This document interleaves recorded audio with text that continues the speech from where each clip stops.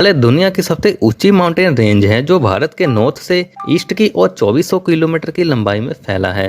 जहां नॉर्थ में इसकी चौड़ाई करीब 600 किलोमीटर है, वहीं जैसे जैसे हम इसके ईस्ट की ओर बढ़ते हैं तो इसकी चौड़ाई घटकर करीब 150 किलोमीटर रह जाती है।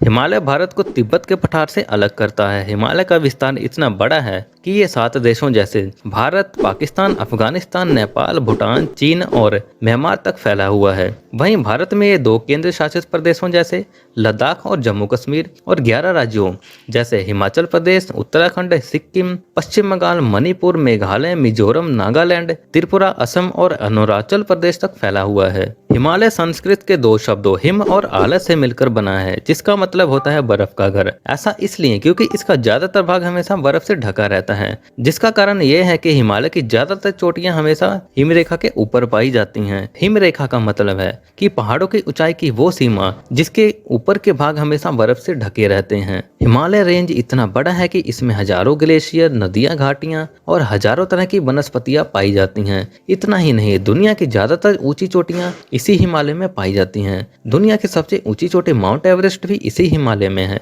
हिमालय के इन ऊंचे ऊंचे पर्वतों के कारण ही भारत सदियों से विदेशी हमलावरों और मध्य एशिया से आ रही ठंडी हवाओं से हमारी रक्षा करता आ रहा है। हिमालय न सिर्फ दुनिया की जलवायु बल्कि भारत की अर्थव्यवस्था, विकास और इसकी धरती को उपजाऊ बनाए रखने में भी अपना बहुत योगदान देती है। दोस्तों, आज हिमालय जहाँ पर है वहाँ कभी गहरा महासागर हुआ करता था, पर कैसे और कब हुआ, महासागर की इस गहराई से निकलकर हिमालय का जन्म जानेंगे आज की इस वीडियो में।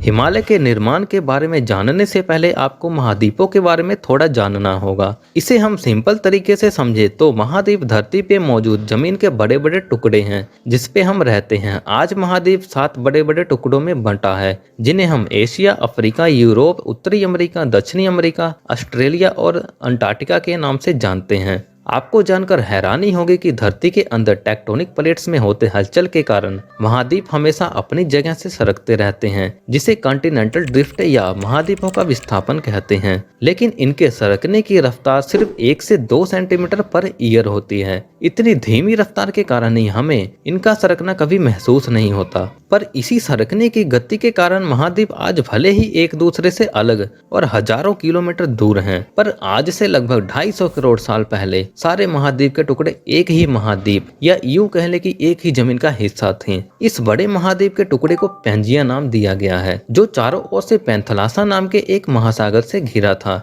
मगर धीरे धीरे टाइम के साथ धरती के अंदर टेक्टोनिक प्लेटों के हलचल के कारण पैंजिया महाद्वीप करीब 20 करोड़ साल पहले टूटकर 2 हिस्सों में बट गया। एक हिस्सा नॉर्थ में था जिसे लोरेशिया कहा गया, दूसरा हिस्सा साउथ की ओर था जिसे गोंडवाना लैंड कहा गया, और इन दोनों के बीच एक नए महासागर का जन्म हुआ।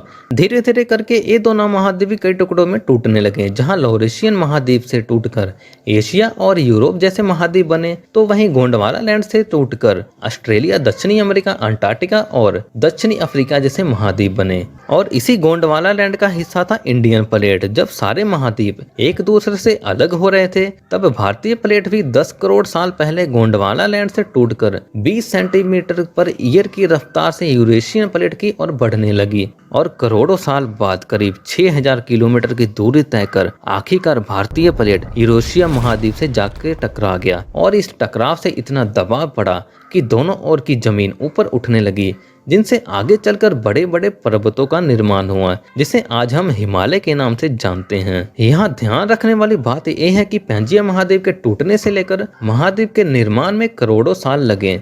हिमालय को समझने और उस पर अध्ययन करने के लिए हिमालय को 2 तरह से बांटा गया है।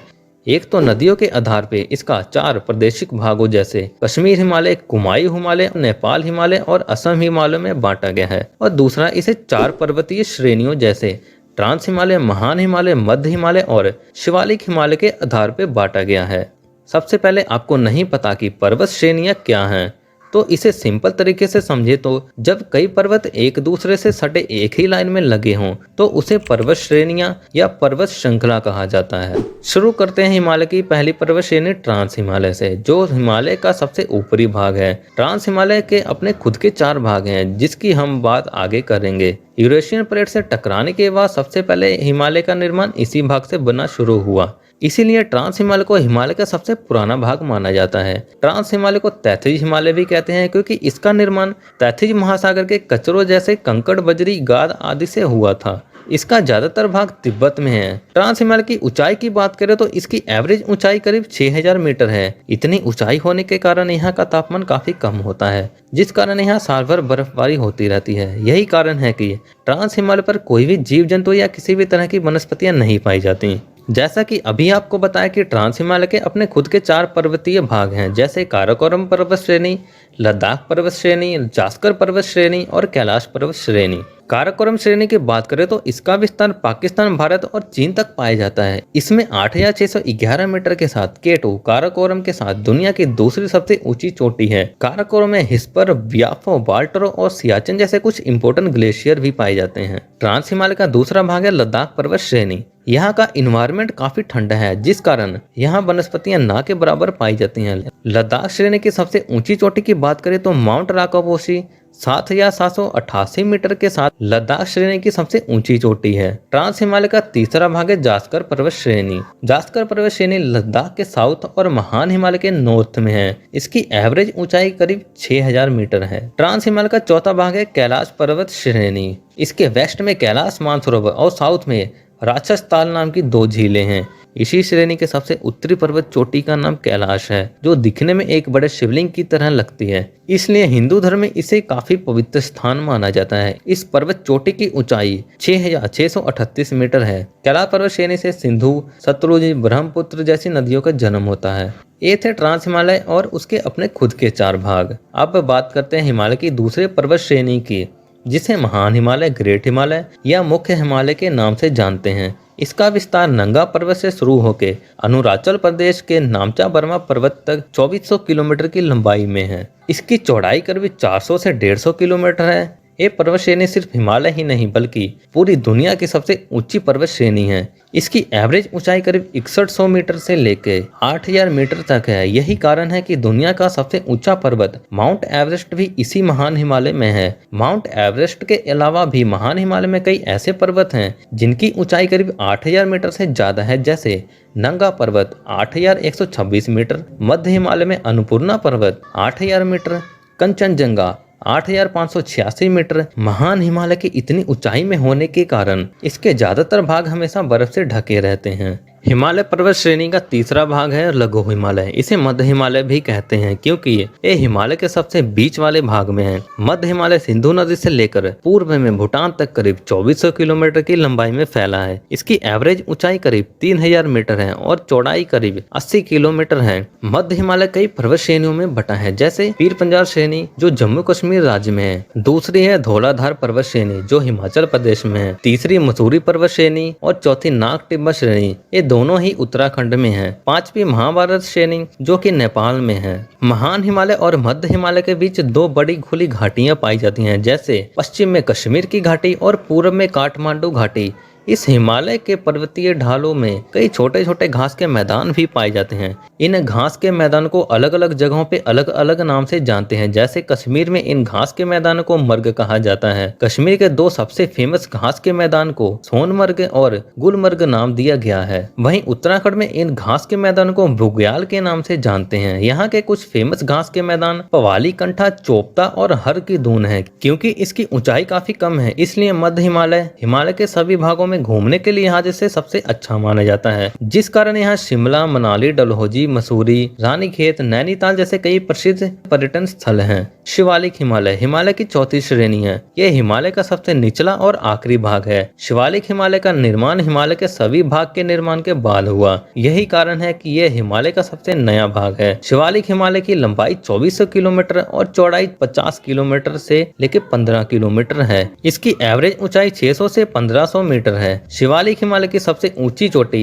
हिमाचल प्रदेश की राजधानी शिमला में मौजूद चूड़ीदार पीक है, जिसकी ऊंचाई 3650 मीटर है। कम ऊंचाई होने के कारण मानसून की हवाएं सबसे पहले शिवालिक हिमालय से टकराते हैं, इसलिए शिवालिक हिमालय हिमालय का सबसे हरा भरा और वनस्पतियों से भरपूर भाग है। तो ये थे हिमालय के 4 पर्वतीय श्रेणी, जिसके आधार पर हिमालय को बांटा गया है। अब बात करते हैं हिमालय का नदियों के आधार पर किए गए 4 प्रदेशित भागों के विभाजन की, जिसे सर सिडनी बुराड़ द्वारा किया गया था। पहला प्रदेशित भाग है कश्मीर हिमालय। इसे हिमाचल हिमालय या पंजाब हिमालय भी कहते हैं। ये सिंधु नदी से लेकर सतलुज नदी के बीच का भाग है। इसकी लंबाई 560 किलोमीटर है। इसका ज्यादातर भाग कश्मीर और हिमाचल में है। वहीं झेलम, चिनाब, रावी, ब्यास और सतलुज जैसी नदियों का जन्म भी कश्मीर हिमालय से होता है। दूसरा प्रदेशित भाग है कुमाई हिमालय, जो उत्तराखंड और हिमाचल प्रदेश में सतलुज नदी से काली नदी के बीच का भाग है। कुमाई हिमालय का भाग बाकी के प्रदेशित भागों में सबसे कम है। इसकी लंबाई 320 किलोमीटर है। नंदा देवी, कामेत पर्वत, त्रिशूल पर्वत, दूनागिरी, नंदा घाट इसके कुछ प्रमुख पर्वत चोटियां हैं, जिसमें से नंदा देवी पर्वत की चोटी 7816 मीटर के साथ कुमाई हिमालय की सबसे ऊंची चोटी है। नदियों की बात करें तो गंगा, यमुना और रामगंगा जैसी नदियों का जन्म भी कुमाई हिमालय में ही होता है। तीसरा प्रदेशित भाग है नेपाल हिमालय, जो सरयू नदी से लेकर तीस्ता नदी के बीच का भाग है, जो नेपाल, तिब्बत और सिक्किम में पड़ता है। नेपाल हिमालय सभी प्रदेशित भागों में सबसे बड़ा है। इसकी लंबाई 800 किलोमीटर है। इसकी कुछ प्रमुख चोटियां हैं, जैसे माउंट एवरेस्ट, कंचनजंगा, धौलागिरी और अन्नपूर्णा, जिनमें से माउंट एवरेस्ट नेपाल हिमालय के साथ दुनिया की सबसे ऊंची चोटी है। यहाँ की नदियों की बात करें तो मेची, कोसी, गंडक जैसी नदियों का जन्म नेपाल हिमालय में होता है। चौथा प्रदेशित भाग है असम हिमालय, जो तीस्ता नदी से लेकर ब्रह्मपुत्र नदी के बीच का भाग है। इसकी लंबाई 720 किलोमीटर है। और असम हिमालय की सबसे ऊंची चोटी की बात करें तो नामचा बरवा पर्वत 7782 मीटर के साथ यहाँ की सबसे ऊंची चोटी है। भारत के लिए हिमालय किसी वरदान से कम नहीं। एक तरफ हिमालय के इतने ऊंचे होने से यह सदियों से हमें विदेशी हमलावरों और साइबेरिया से आ रही ठंडी हवाओं से हमें बचाता आ रहा है, तो दूसरी ओर हिमालय का भारत के आर्थिक और प्राकृतिक विकास में भी इसका बहुत ही अहम योगदान है। हिमालय से भारत के आर्थिक लाभ को देखें तो हिमालय से भारत को काफी मात्रा में खनिज संसाधन मिलते हैं, जैसे हिमाचल प्रदेश, जम्मू कश्मीर, उत्तराखंड, सिक्किम, अरुणाचल प्रदेश के कुछ जगहों में तांबा, दस्ता, निकेल, सोना, चांदी, टूना पत्थर और कई तरह के रत्नों के भंडार हैं। हिमालय काफी हद तक घने पेड़ों, कई तरह की वनस्पतियों से घिरा है, जिसके द्वारा बहुतायत में लकड़ियां, गोंद, औषधियां और जड़ी बूटियां आदि पाई जाती हैं। इसके अलावा हिमालय में लाखों टूरिस्ट देश विदेश से हर साल घूमने आते हैं। भारतीय हिमालय क्षेत्र में शिमला, मनाली, धर्मशाला, देहरादून, नैनीताल, कश्मीर, लद्दाख, दार्जिलिंग, ऋषिकेश, हरिद्वार, गंगटोक, जीरो वैली, शिलांग, चिरापुंजी जैसे कुछ बड़े फेमस टूरिस्ट प्लेस हैं। यहाँ घूमने आने वाले टूरिस्टों से होने वाली कमाई लाखों करोड़ों में होती है। दूसरी तरफ हिमालय से होने वाले प्राकृतिक लाभ की बात करें तो हिमालय से निकलने वाली नदियां भारत के एक बड़े भूभाग को उपजाऊ और हरा भरा बनाए रखने में अपना बड़ा योगदान देती हैं। इसके अलावा इन नदियों पे बड़े बड़े डैम बनाकर इसके आसपास के इलाकों के बिजली की जरूरतों की पूर्ति की जाती है। इन्हीं नदियों के ऊपर भारत के लाखों किसान किसी न किसी तरह से निर्भर है, क्योंकि नदियां अपने साथ हिमालय से कई मिट्टी को उपजाऊ बनाने वाले मिनरल्स अपने साथ नीचे बहा के ले आती हैं, जो मिट्टी को उपजाऊ रखने में सहायता करते हैं, जिस कारण इसके आसपास के इलाके काफी हरे भरे रहते हैं। इन्हीं नदियों को काट के कई नहरें बनाई जाती हैं, जिन्हें हजारों किलोमीटर अलग अलग शहरों और गांवों में ले जाया जाता है, जिसके सहारे किसान बारिश न होने पर भी अपने खेतों की सिंचाई कर सकते हैं। हिमालय मानसून की हवाओं को भारत से जाने से भी रोकता है, जिससे भारत के कई राज्यों में भरपूर बारिश भी होती है। अभी तक तो हमने हिमालय के शांत और हरे भरे और उनसे होने वाले फायदों के बारे में जाना, लेकिन हिमालय का एक दूसरा रूप भी है। आज भले ही हिमालय सबसे ऊंची पर्वत श्रृंखला है, लेकिन इसकी गिनती दुनिया के सबसे कमजोर और खतरनाक पर्वत श्रृंखला में की जाती है। हिमालय दुनिया की सबसे नई पर्वत श्रृंखला है, इसलिए यहाँ की चट्टानें इतनी मजबूत नहीं है। इसलिए यहाँ आए दिन कहीं ना कहीं लैंडस्लाइड होती रहती है, जो मानसूनी सीजन में और बढ़ जाती है। इसके दो सबसे बड़े कारण हैं, एक तो हिमालय की बनावट और दूसरा सबसे बड़ा कारण है हम लोग, जिसकी बात अभी आगे वीडियो में करेंगे। अब क्योंकि हिमालय का निर्माण दो महाद्वीपों के टकराने से हुआ, और जैसे आपको वीडियो की शुरुआत में बताया कि महाद्वीप अपने जगह से हमेशा खिसकते रहते हैं, इसलिए ये दोनों महाद्वीप आज भी एक दूसरे की और लगातार दबाव बनाते रहते हैं। इसी कारण हिमालय के अंदरूनी भाग में हमेशा हलचल होती रहती है, इसलिए हिमालय और इसके आसपास के इलाकों में ज्यादातर भूकंप आते ही रहते हैं। ये तो तय नेचुरल रीजन जिनकी वजह से हिमालय में भूकंप और लैंडस्लाइड होते हैं, पर इनसे भी कई ज्यादा जिम्मेदार हैं हम इंसान, जिसके कारण हिमालय में होने वाले ये हादसे कई गुना बढ़ जाते हैं। इसका सबसे बड़ा कारण है हिमालय में बढ़ती आबादी। भारतीय हिमालय क्षेत्र में लगभग 5 करोड़ लोग रहते हैं, जो पिछले 50 सालों में कई गुना तेजी से बढ़े हैं। बढ़ती आबादी का मतलब है ज्यादा से ज्यादा इंसानी जरूरतों का बढ़ना, जिसके लिए ज्यादा से ज्यादा रहने के लिए जमीन की जरूरत और बड़े बड़े डैम बनाने के लिए वहाँ के जंगलों की अंधाधुंध कटाई की जाती है, जिससे लैंडस्लाइड होने के चांस काफी हद तक बढ़ जाते हैं। स्टेट ऑफ इन्वायरमेंट ने रिपोर्ट जारी करते हुए चेतावनी दी है कि ग्लोबल वार्मिंग से लगातार हर साल हिमालय में बारिश की कमी और बर्फबारी में देरी हो रही है, जिसकी वजह से हिमालय ग्लोबल एवरेज की तुलना में बहुत तेजी से गर्म हो रहा है। नतीजा, ग्लेशियर तेजी से पिघल रहे हैं। एक और रिपोर्ट जिसे international centre for integrated mountain development ने जारी किया था, इसमें कहा गया कि हिमालय के ग्लेशियर पिछले 10 सालों की तुलना में 65% ज्यादा तेजी से पिघल रहे हैं। कभी कभी ये ग्लेशियर इतनी तेजी से पिघलते हैं जिससे अचानक बाढ़ जैसे हालात हो जाते हैं। जैसे साल 2021 में उत्तराखंड के चमोली में अचानक से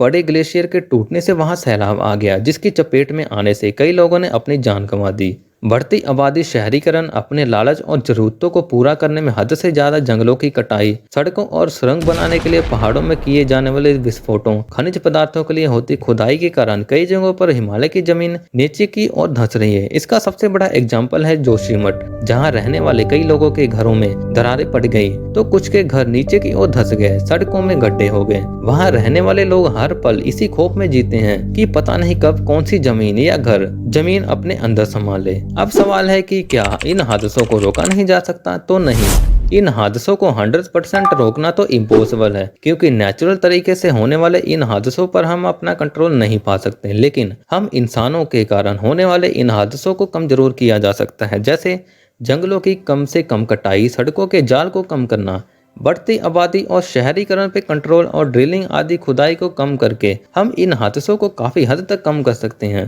पर आज के इस विकास के दौर में ऐसा कर पाना तो नामुमकिन सा लगता है।